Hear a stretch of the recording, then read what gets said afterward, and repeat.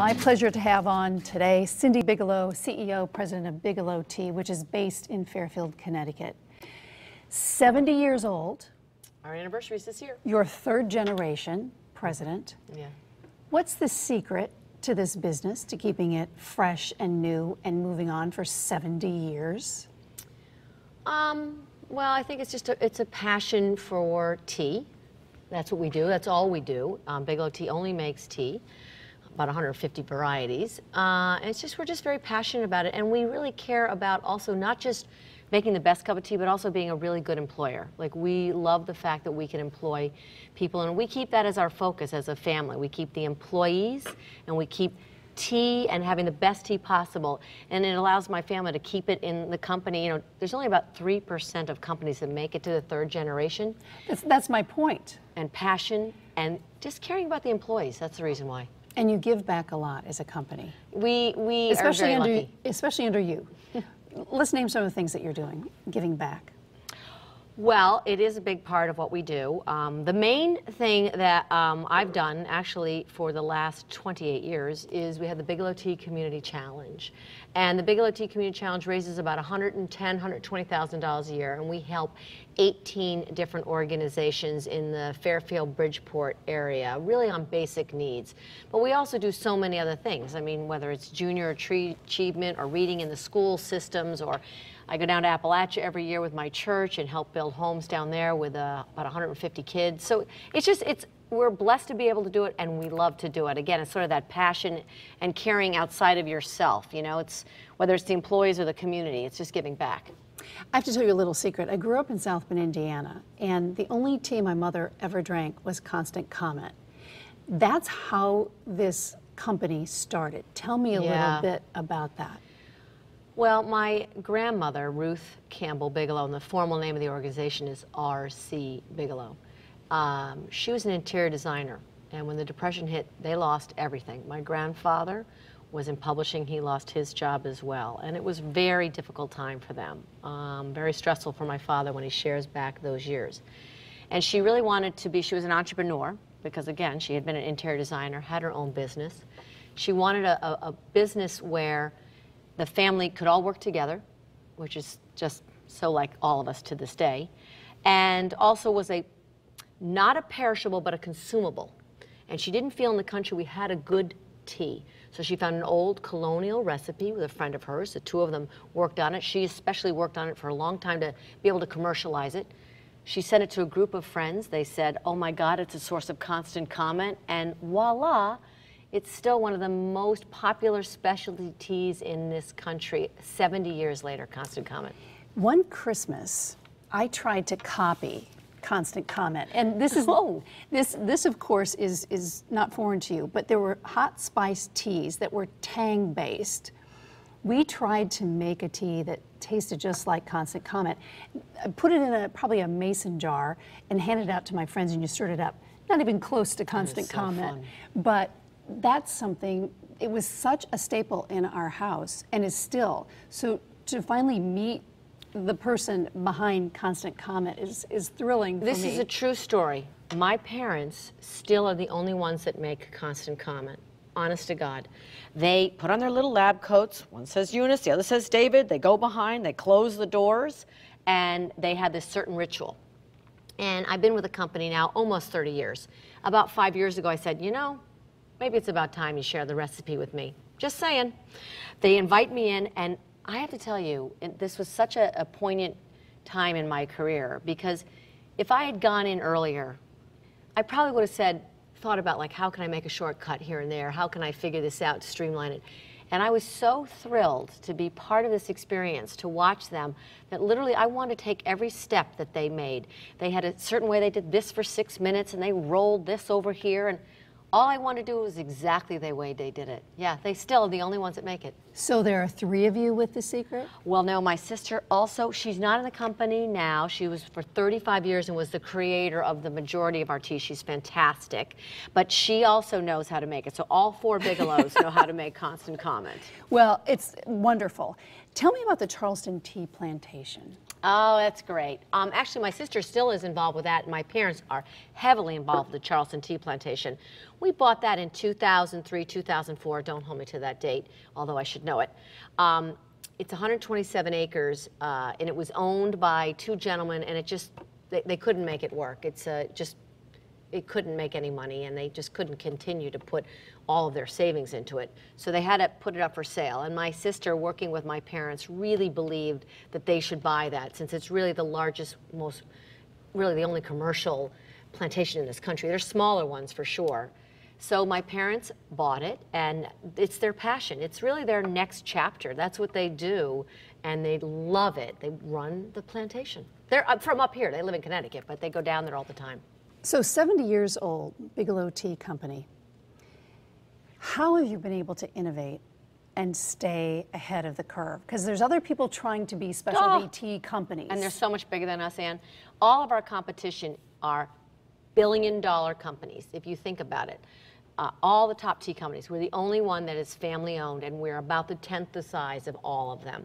But in the world of tea, we're the #1 specialty, and I think it is because of trying to stay so innovative. So it's about the flavors, it's about ensuring the best quality packaging, it's also about having fun and creative marketing. We just have a mobile tea bar. Tell me about it. Beautiful 1970s Airbus that's driving around the country, that's serving 2,000 cups of tea a day, and really sharing the Bigelow story. That thing has been a huge success and so much fun for us, just again to share that family story that so many people forgot about Bigelow Tea. They look at Bigelow Tea and they go, oh, that's just a large commercial company, you know, or that's from England. Like, no, no, no, no, no. Family, American, Connecticut. Love it. Let's talk about the packaging. You call it the vault. Tell me about it. The tea vault Because it's technology. a beautiful, your branding's beautiful. Thank you. So tell me about each packet. If you're going to buy the teas that we buy, and we still are one of the few companies, certainly of the large tea companies, that buy hand-picked teas from the high mountaintops. I was just in Sri Lanka. We only buy from the gardens that are 2,000 feet and up. They're beautiful. And why is that? It's the cleanest, crispest, brightest tea. It's not muddy. It doesn't have that too much astringency. It stays delicious whether it's hot or whether it's cold, which is important because your tea will cool down. So if you're going to buy hand-picked teas, you're going to use the real oil of bergamot for our Earl Grey. I just was in Calabria, Italy. Third-generation family that runs these farms. That's an organic oil of bergamot that we use. If you're going to take real oil, that beautiful oil, and hand-picked teas, if you don't put them in the foil, it's going to dry out. The tea's going to dry out, the oil's going to dry out, and you're going to get flavors. So that tea vault technology that we use, that foil, is really the only way to ensure you're going to have that perfect cup of tea. I am sure that somebody has nipped at your heels and said, we want to buy Bigelow.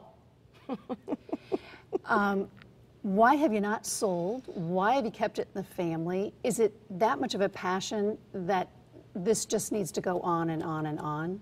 You know, no one's ever really asked me that in a public setting before, and the employees have heard me say this before.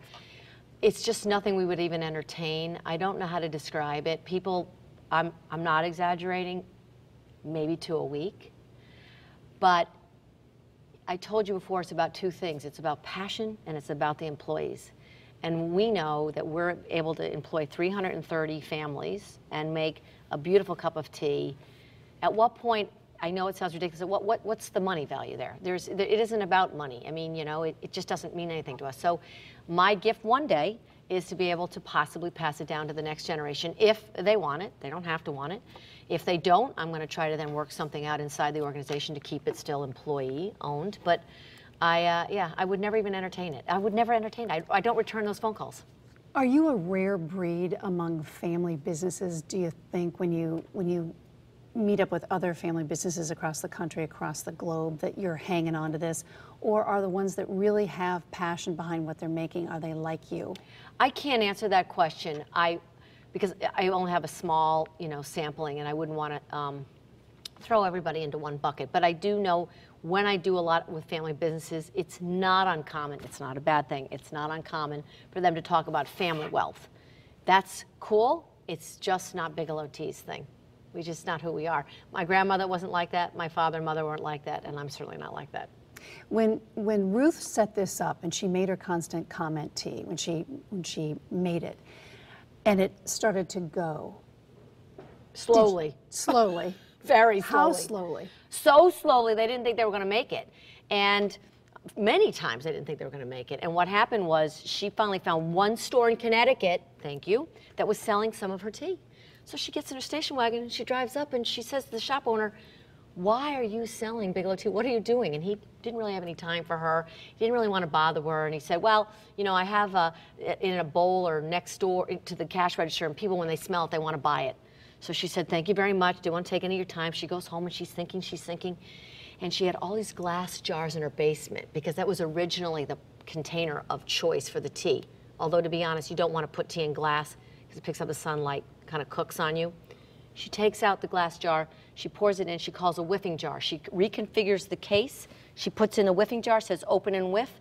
All the grocery stores, you know, the little mom and pops, opened it, and that's how Constant Comment was able to live. And that was 1945, 46, in the 50s, actually, was when that happened. When did you know you were going to make it? Well, I think my father would say that in the early 70s, he had been running it since about 1959, 1960, and somewhere around 1968, 1970, 72, he said, "I think we got something here." Wow, that's a long time. Oh, they just did everything they could to make it work, sure. And kept hanging on. Yeah. Where do you see it going? And you said maybe a fourth generation will take this on. Yeah. Where do you see, and you've got the tea truck now, are there other things that you can share with us that might be coming down the road to stay ahead? Well, we just launched a beautiful organic bottled tea that actually has the same polyphenol count of 2 cups of tea. That's very rare. Most iced teas in the jar have almost no polyphenols. They've even done tests on it, and the polyphenol count, which is the antioxidant, so it makes your body strong, is half of what it says on the package. We created an organic blend that actually has twice that of a cup of tea. So we're going to continue to try to provide products that are still really good for you. They stand for something, and grow the business that way. We're growing internationally. That's a new area for us that we're really focusing on. What are you doing internationally? Well, we just hired someone that is just focused on growing our business that way, and so far, knock on wood, that has gone very well. So just creative products, creative marketing, and new markets are the way that we want to grow the business. And then one day, hope to pass that baton on and do my own thing. And you'll sail out into Tuscany. Actually, what I think I'll do is we have a foundation, the Eunice and David Bigelow Tea Foundation. I would like that to be my next chapter in, 15, 18 years. Well, Cindi, thank you so much for coming on. And, Constant Comment was a staple in my house. Now I know the story behind it, and it's a lovely one. Oh, thank you. And thanks for drinking Constant Comment. Thank you.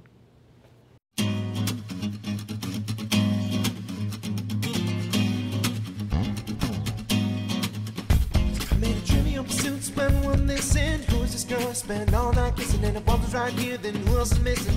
Got a little sidetracked, found us a witch, and found the keys to the door, but it's also a metaphor. Things keep locked in the grocery store of a mind, just to save time.